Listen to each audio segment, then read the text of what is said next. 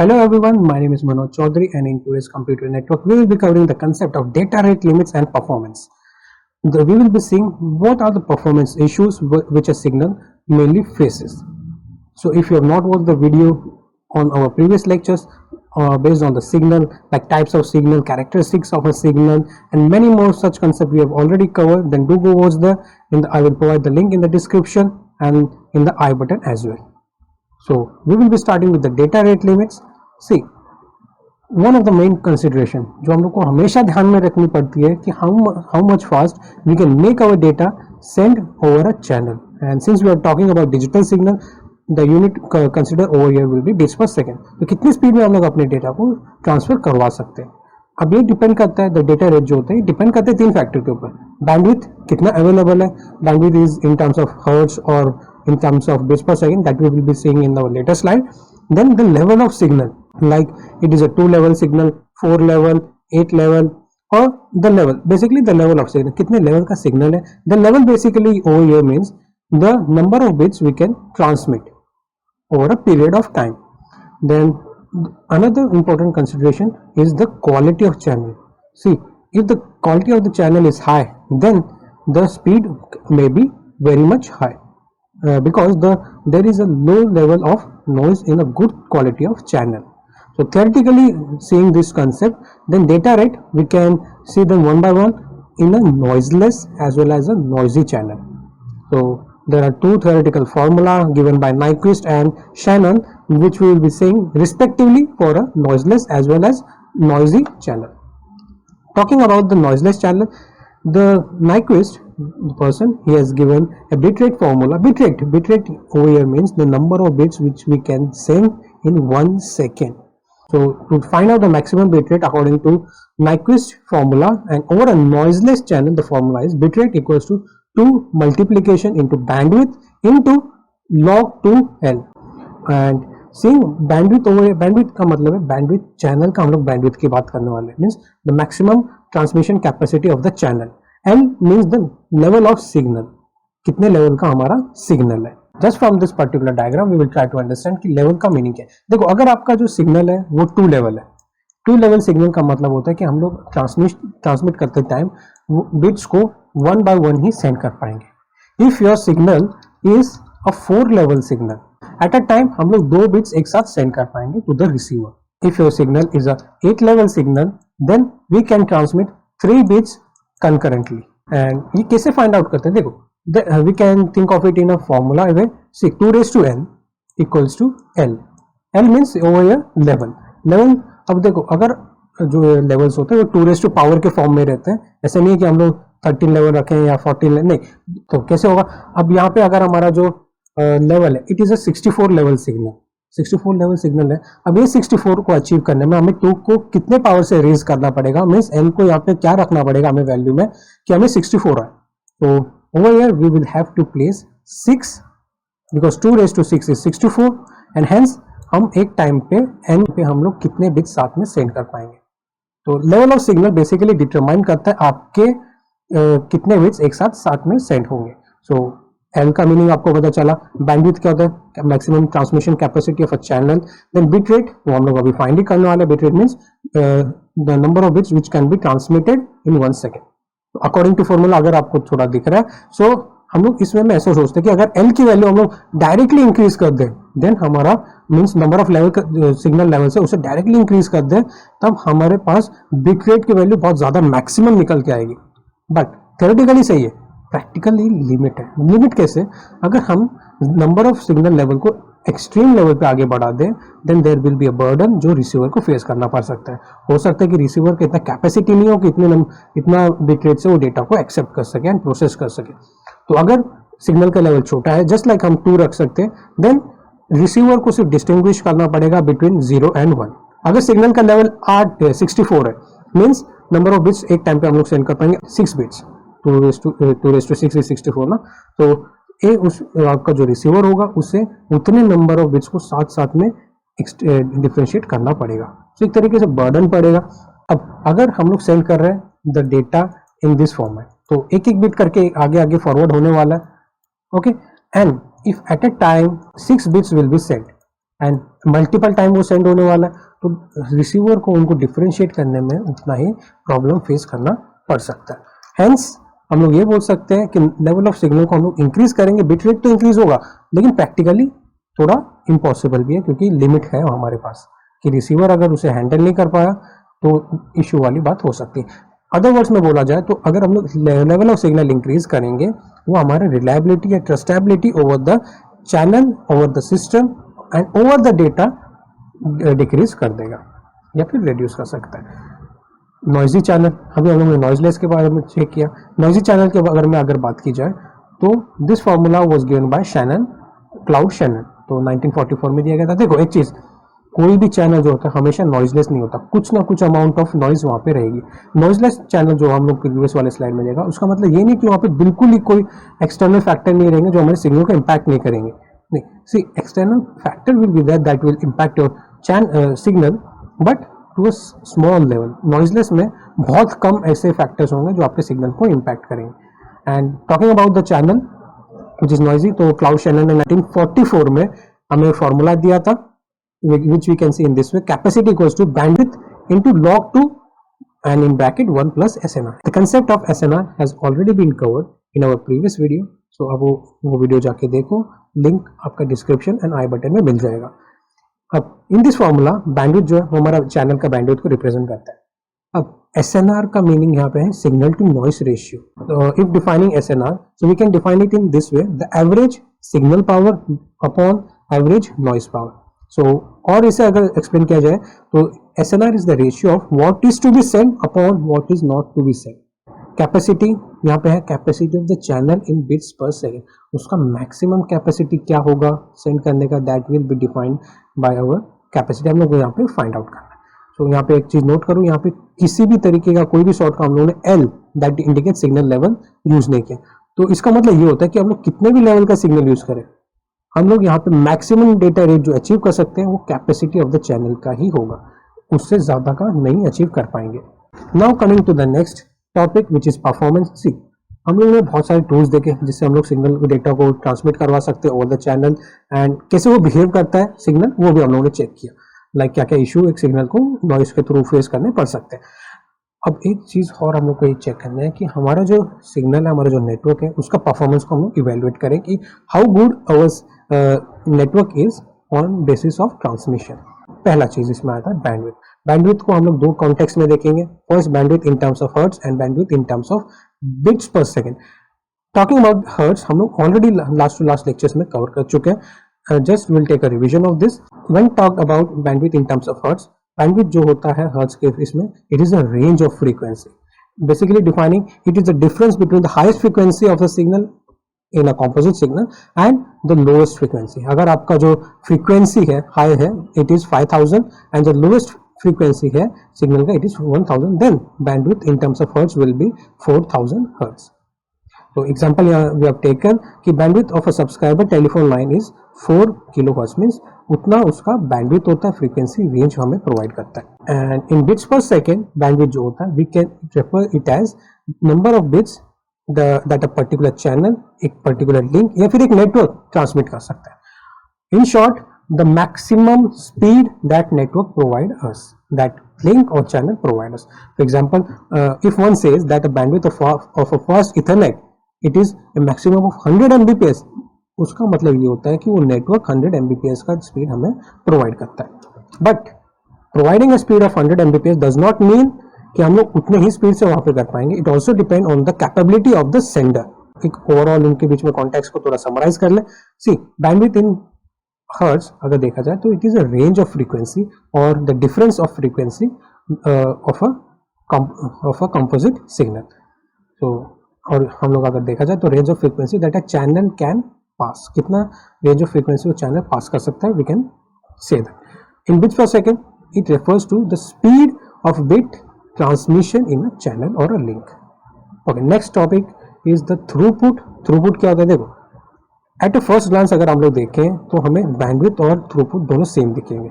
Just with an example we will try to understand it and then you will get a more clarification bandwidth और throughput में कितना difference है। Okay, सो throughput जो होता है it measures how fast we can actually send the data over a network, कितने fast हम लोग एक्चुअल में डेटा को सेंड कर सकते हैं। In my previous slide in this lecture only I have talk कि हमें अगर एक इथरनेट 100 Mbps का स्पीड दे रहा है, लेकिन इसका मतलब ये नहीं कि हम लोग उतना 100 Mbps को यूज ही कर पाएंगे, because it also depends on the Sanders capacity कि उसका हार्डवेयर सॉफ्टवेयर सपोर्ट कर रहा है, वो 100 Mbps को सपोर्ट प्रोवाइड कर देगा, इतने स्पीड से डेटा ट्रांसमिट कर देगा, नहीं। जस्ट ऐसे ले लो, अगर आपका कोई सर्विस प्रोवाइडर है वाईफाई का, it provides you with 10 Mbps of data, आपको 10 Mbps का स्पीड प्रोवाइड किया, इट मीन्स उसने बैंडविड्थ दे दिया आपको उतना, बट वो आपके डिवाइस के कैपेसिटी के ऊपर है कि आपका डिवाइस उसे कितने मैक्सिमम स्पीड तक यूटिलाइज करेगा। आपको 100 Mbps 10 Mbps देने के बाद आपका जो डिवाइस होगा उसे मैक्सिमम टू मैक्सिमम 8 Mbps तक यूज करेगा, 5 Mbps तक करेगा, लेकिन 10 तक वो नहीं यूज कर पाते। And in this way we can think of bandwidth as well as throughput. So 10 Mbps was my bandwidth given to me by my service provider, and throughput, which was the actual usage of my device, it was throughput. एक और example यहाँ पे लेते हैं। देखो, अगर आपका highway है वो आपने इस तरीके से डिजाइन किया गया है कि 100 कार्स पर मिनट वहां से ट्रैवल कर सकते हैं from point one two point another, लेकिन अगर कंजेशन हो गया रोड पे, कुछ ट्रैफिक हुआ, तो ये ही रिड्यूस होकर 100 कार्स पर मिनट तक भी आ सकते हैं। तो बैंडविड्थ मेरा हो गया यहाँ पे, जो मैक्सिमम कैपेसिटी कितना उसका 1000 कार्स पर मिनट, लेकिन कितना जा पा रहा है, इट इज 100 कार्स पर मिनट। तो इसी को वे को हम लोग बैंडविड्थ एंड थ्रूपुट से समझ सकते हैं। एक एग्जांपल हम लोग यहाँ पे समझते हैं। सी, एक नेटवर्क है जिसका बैंडविड्थ है 100 Mbps, लेकिन वो एक एवरेज में वहाँ पे पास कर रहा है फ्रेम्स को, it is passing 12,000 frames per minute, and वही हर फ्रेम जो होता है कितना amount of data bits carry कर रहा है, on average 10,000 bits are being carried by that each frame. हम लोग कैसे फाइंड आउट कर सकते हैं यहाँ पे थ्रूपुट को, कितने फ्रेम सेंड हो रहे हैं पर मिनट, मल्टीप्लीकेशन, हर एक फ्रेम कितना बिट्स सेंड कर रहा है, साथ में कितना बिट्स लेके जा रहा है, डिवाइडेड बाय 60। 60 किस लिए? 60 because we are talking it in terms of minutes, and इसे अगर कन्वर्जन करना है हमें तो 60 से हमें इसे डिवाइड करना पड़ेगा सेकेंड्स में। हम लोग सेकेंड्स में आंसर इसका फाइंड आउट करने वाले हैं। ये जो सब डेटा है 12,000 ये पर मिनट का है, पर मिनट में 12,000 फ्रेम्स जा रहे हैं, एंड हेंस डिवाइड करना पड़ेगा 60 से to convert it into seconds. So after converting we will get almost around 2 Mbps which will be my throughput। तो नेटवर्क बैंडविड्थ जो था 10 Mbps का था, लेकिन जो थ्रूपुट है, जो एक्चुअल यूसेज में कर पाऊंगा, it will be 2 Mbps। Next topic is latency और डिले। इसमें हम लोग बहुत ज्यादा अदर फैक्टर्स देखेंगे, 4 बेसिकली कंपोनेंट्स देखेंगे लैटेंसी और डिले के। देखो, लैटेंसी को हम लोग कैसे डिफाइन कर सकते हैं, फिर डिले को, दोनों सिनोनिम वर्ड्स है, कैसे डिफाइन कर सकते हैं। See, how long a packet takes to arrive at the destination from the time the first bit was sent by the source और सेंडर। सोर्स से या सेंडर से जो फर्स्ट बिट आया था उसके बाद से लेके और कंप्लीशन ऑफ मैसेज, जब तक कंप्लीट मैसेज आपके डेस्टिनेशन या रिसीवर तक नहीं पहुंच जाता, उसके बीच का जो टाइम है, दैट इज योर लैटेंसी और delay. We can define it in this way. Latency और डिले को हम लोग बेसिकली ऐसे समझते हैं कि कितना डिले हो रहा है एक मैसेज को सेंड करने में, and in that way basically ये इसका डेफिनेशन है। एंड लैटेंसी जो होता है 4 कंपोनेंट्स है, ठीक, क्या क्या है, we will see them one by one. Propagation time है, ट्रांसमिशन टाइम है, queuing time and processing delay. Processing delay, it is also called as jitter. So let's see them one by one. These all 4 components. Propagation time क्या होता है? Propagation time जो होता है, it measure कि आपका bit travel कर रहा है from source to destination. कितना time आपके bit ने लिया है, एक single bit ने लिया है for traveling from source to destination is the propagation time. जब मैं आपको ये बोलूँ कि आपने suppose एक जगह है मुंबई टू दिल्ली, आपने कितना टाइम लिया मुंबई से दिल्ली आने में, तो आप कैसे फाइंड आउट करोगे टाइम को? डिस्टेंस बाय स्पीड को। ठीक, आपका डिस्टेंस पहले होना चाहिए, देन आपके पास स्पीड होना चाहिए कि कितने स्पीड से है। ज़्यादा स्पीड से है तो कम टाइम लगेगा, एंड वहीं पे अगर कम स्पीड पे है तो ज़्यादा टाइम लगेगा। तो डिस्टेंस भी आपके पास होना चाहिए एंड आपके पास स्पीड भी होनी चाहिए to find out the time. Normal in terms अगर हम लोग देखें तो time equals to distance by speed. तो in the network world also we will need this factor to find out the propagation time. We will need the distance, कितना distance है आपके 2 points के बीच में, एंड कितने स्पीड है आपका चैनल का, वो डिपेंड करेगा कि आपका प्रोपोगेशन टाइम कितना निकलेगा। सो प्रोपोगेशन स्पीड क्या है? देखो, प्रोपोगेशन स्पीड इट डिफाइंस कि आपका इलेक्ट्रोमैग्नेटिक सिग्नल जो है वो कितने स्पीड से जाएगा। अब ये भी डिपेंड करता है दो फैक्टर्स पे, आपका मीडियम क्या है जिसके थ्रू सिग्नल आगे प्रोपोगेट होगा, सेकेंड आपका सिग्नल का फ्रीक्वेंसी क्या है। तो दोनों ही फैक्टर्स अगर अच्छे हैं then your propagation speed will be higher. Just think of it in this way, अगर आपका फ्रीक्वेंसी है 100 हर्ट्ज का तो एक सेकंड में आपका सिग्नल 100 हर्ट्ज साइकिल्स कंप्लीट कर रहा है, फ्रीक्वेंसी का मीनिंग है। लेकिन अगर आपका जो चैनल है, आपका जो मीडियम है, वो उसका कैपेसिटी है सिर्फ 50 साइकिल्स को हैंडल करने का, तब वो फ्रीक्वेंसी आपका हाई होने पे भी कोई यूज नहीं आएगा। तो medium and frequency of signal will be the two factor that will affect the propagation speed of your signal. Example ले लेते हैं, वैक्यूम में जो लाइट का स्पीड होता है वो होता है 3 × 10⁸ मीटर पर सेकेंड का। वहीं पे अगर थोड़ा एयर में आ जाते हैं तो थोड़ा कम हो जाता है, पूरा का पूरा कम नहीं होगा, थोड़ा बहुत इसमें वेरिएशंस आ जाते हैं। लाइक एयर में हमें बहुत सारे डस्ट पार्टिकल्स होते हैं, बहुत ज़्यादा टाइनी पार्टिकल्स या मॉलिक्यूल्स होते हैं जो इफेक्ट करते हैं स्पीड ऑफ लाइट को। वहीं पे अगर हम लोग केबल्स के फॉर्म में लाइट को ट्रैवल करवाएं लाइक फाइबर ऑप्टिक केबल, तो वहाँ पे और थोड़ा कम हो जाएगा। इसलिए जो मीडियम आप चूज करें वो उसके ऊपर आपका propagation speed and propagation time depend करता है। ट्रांसमिशन टाइम क्या होता है फिर, देखो डेटा कम्युनिकेशन में हम लोग सिर्फ एक बिट को सेंड नहीं कर रहे, हम लोग पूरा का पूरा मैसेज सेंड कर रहे हैं, और वो पूरा का पूरा मैसेज जो होता है n नंबर ऑफ बिट्स को कंटेन करेगा। तो जो फर्स्ट बिट जो होता है वो सपोज चला गया, हो सकता है कि जो लास्ट बिट हो जाने वाला है वो भी उतना ही सेम अमाउंट ऑफ टाइम में जितना फर्स्ट बिट ने लिया था। बट जो फर्स्ट बिट गया था जो लास्ट बिट जाने वाला है, उन दोनों के बीच में बहुत टाइम है, and hence we can say there is a time between the first bit leaving the sender and the last bit arriving at the receiver। तो बहुत टाइम होगा, तो वो कैलकुलेट करना इज ऑल्सो नेसेसरी। कैसे करें, फॉर्मूला ट्रांसमिशन टाइम, मैसेज का size क्या है अपॉन बैंडविड्थ क्या है हमारे चैनल का। So this formula will give you the transmission time कितना होगा। तो फर्स्ट बिट जो होता है हमारा नॉर्मली फर्स्ट बिट है अर्लियर जाएगा, लेकिन जो लास्ट बिट है लास्ट जाके लास्ट पे पहुंचेगा, तो पूरा का पूरा टाइम फाइंड आउट करना नेसेसरी है। तो पहले अगर आपके पास मैसेज का साइज है एंड बैंडविड्थ है आपके पास, then bandwidth means bandwidth of the channel, तो उसके थ्रू आप फाइंड आउट कर सकते हो transmission time. Next is your queuing time which is the third component in latency। अब the time needed for each intermediator और end devices to hold the message before it can be process. आपका जो message होता है वो point A से point B या sender से रिसीवर डायरेक्टली नहीं जाता, बीच में कुछ इंटरमीडिएट डिवाइस होंगे जो उसे हॉप बाय हॉप आगे फॉरवर्ड करेंगे, और जैसे ही वो उस इंटरमीडिएट डिवाइस पे आपका पैकेट आता है या फिर मैसेज आता है तो वहाँ पे वो प्रोसेस होता है। प्रोसेस होता है मीन्स सपोज मैसेज ए से बी सेंड होता है, वो ए ने बी को मैसेज सेंड किया, अब यहाँ पे एक राउटर है, तो मैसेज का जो फ्लो है वो इस वे में यहाँ से router 1 router 2 and then to B, तो ये R1 लिख देता हूँ एंड R2। तो सपोज ए ने सेंड कर दिया, अब जो एक पैकेट होता है उसमें मेनी सॉर्ट ऑफ इंफॉर्मेशन रहता है, लाइक सेंडर का एड्रेस क्या है, आईपी एड्रेस की बात कर रहा हूँ, सेंडर का एड्रेस क्या है, देन रिसीवर का एड्रेस क्या है, पोर्ट नंबर क्या है दोनों साइड का, ऐसे ही बहुत ज़्यादा अलग अलग इंफॉर्मेशन रहते हैं। एंड हेंस हम लोग डायरेक्टली पैकेट ऐसे सेंड नहीं कर सकते फ्रॉम ए टू बी, हमें इंटरमीडिएट डिवाइस लगेंगे जो उस पैकेट को हॉप बाय हॉप आगे फॉरवर्ड करने वाले। तो जैसे ए से मैसेज गया फ्रॉम ए टू बी, बीच में पहले जाएगा R1 राउटर 1 के पास, तो यहाँ पे जाके वो मैसेज चेक होगा, उसका सोर्स एड्रेस एंड मीन्स एक तरीके से प्रोसेसिंग होगा, देन ये R1 उसे नेक्स्ट फॉरवर्ड कर देगा, तो नेक्स्ट जाके अगेन राउटर 2 है वहाँ पे उसका प्रोसेसिंग होगा, तो बीच में थोड़ा टाइम लग रहा है and this time is called as queue time. तो ये मान लो कि अगर ये तो हो गया था एक मैसेज, तो पैकेट्स के टर्म में अगर इसे बोला जाए तो अगर हमारा मैसेज है वो 5 पैकेट्स के फॉर्म में डिवाइडेड है, तो हर एक पैकेट जो है वो कुछ ना कुछ टाइम लेगा वहाँ पे प्रोसेस होने में एंड देन आगे फॉरवर्ड होगा। तो जब तक एक पैकेट फॉरवर्ड नहीं होता और नेक्स्ट वाले को चांस नहीं मिलेगा, तो ये हो जाता है हमारा क्यू। एक क्यू बना रहे हैं हम लोग इसमें, जिसमें हर एक पैकेट को थोड़ा वेट करना पड़ेगा बिफोर द इनिशियल वन उससे आगे जो है वो सेंड ना हो जाए। तो अगर हमारे पास n number of message, if we are with many messages, हर एक मैसेज को वेट करना होगा। और ये क्यूइंग फैक्टर जो है एक फिक्स फैक्टर नहीं है, ये लोड के ऊपर डिपेंड करता है, आपके नेटवर्क पे लोड कितना है, ट्रैफिक ज्यादा है तो क्यूइंग टाइम जो है वो इंक्रीज होगा। Next is bandwidth delay product.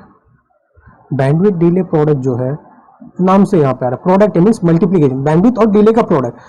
In short अगर इसे देखा जाए, हम लोग फ्यूचर चैप्टर्स में इसे आगे चेक करने वाले हैं कि बैंडविड्थ और डिले है क्या। तो परफॉर्मेंस मैट्रिक्स एक लिंक का ए से पॉइंट बी या फिर सेंडर से रिसीवर एक लिंक बन जाएगा, उनके उस लिंक का एक परफॉर्मेंस मैट्रिक है हमारे पास which is bandwidth delay product. Next coming chapters में हम लोग इसे और डिटेल में कवर करेंगे, बट एक एग्जांपल लेते हैं यहाँ पे जिससे आपको आइडिया है कि बैंडविड्थ डिले प्रोडक्ट है क्या। देखो, if defining bandwidth delay product, it is defined as number of bits that can fill up the link. Sender और रिसीवर के बीच में एक लिंक बनेगा, that will see in the coming diagram. तो उस लिंक को कितने नंबर ऑफ मैक्सिमम कितने नंबर ऑफ बिट्स लगेंगे उस लिंक को फिल करने में। सो एक एज्यूम कर देते हैं, एक एजम्पशन लगाते हैं कि हमारे पास एक बैंडविड्थ है, एक नेटवर्क का एक बैंडविड्थ है, लिंक का एक बैंडविड्थ है, it is 1 bits per second. हालांकि थोड़ा अनरियलिस्टिक है, लेकिन समझने के पर्सपेक्टिव से थोड़ा इजी पड़ जाएगा। नेक्स्ट, हमारे पास जो डिले टाइम है इट इज 5 सेकेंड। तो 5 सेकेंड हमारे पास डिले टाइम दिया गया। It is also unrealistic, just for understanding we will take it as this. So we want to see what bandwidth delay product means. यहाँ पे क्या होगा, अगर बैंडविड्थ है, अगर डिले दिया है, तो बैंडविड्थ डिले प्रोडक्ट है क्या, चेक करते हैं फ्रॉम द डायग्राम। सो यहाँ पे देखो, हमारे पास एक सेंडर है and we are given with a receiver. Bandwidth क्या दिया, 1 bps means 1 bits per second. तो 1 बिट पर सेकेंड हमारा बैंडविड्थ है, मैक्सिमम ट्रांसमिशन कैपेसिटी बोल सकते हो इसे। Next is delay which is of 5 second. Next is bandwidth delay product. तो as I said, product means multiplication, तो bandwidth into delay means 5 bits. तो अगर डेफिनेशन के थ्रू देखा जाए तो with this bandwidth and with this delay हमें 5 bits लगेंगे to fully cover the link, to fully fill the link between sender and the receiver.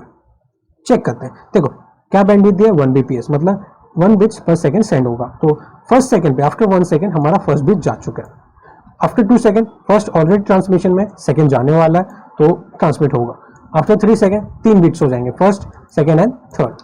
After 4th second तो हमारे पास 4th बिट भी आ जाएगा अभी यहाँ पे लिंक में। सो आफ्टर 5th सेकेंड हमारा 5th बिट भी आ चुका है। अब देखो, इसे ऐसे समझो कि first bit is going to be reach, second वो भी on the way, third, fourth and 5th अभी ट्रांसमिट हुआ है। The link between sender and receiver, हमें टोटल 5 बिट्स लगे इसको पूरा कवर करने में, that is your bandwidth delay product.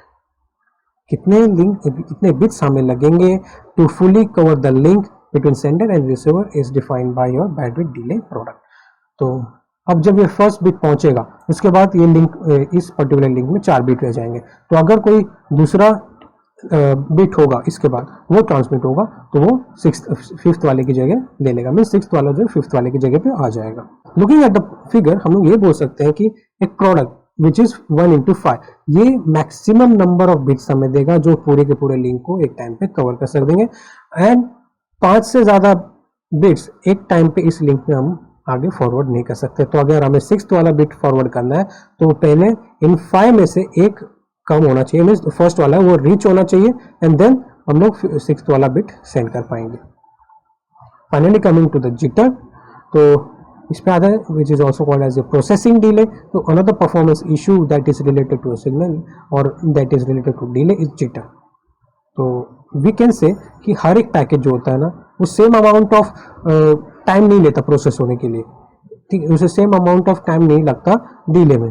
हर एक पैकेट का अपना अपना वे भी हो सकता है डिले होने में या प्रोसेस होने में। तो every package means different package of data and they will encounter some different delay. और जो एप्लीकेशन उस डेटा को रिसीव कर रहा है एट द रिसीवर साइड वो टाइम सेंसिटिव हुआ then that can be a great issue. तो अगर डिले है फर्स्ट पैकेट का 20 मिली सेकेंड, सेकेंड का is 45 millisecond, third it is 40 millisecond, then जो रियल टाइम एप्लीकेशन जो इसे यूज करेगा, प्रोसेस करेगा, application will endure some jitter. So that's all for today's video. Hope you enjoyed it. If yes, do give this video a thumbs up, like, share and subscribe to this channel.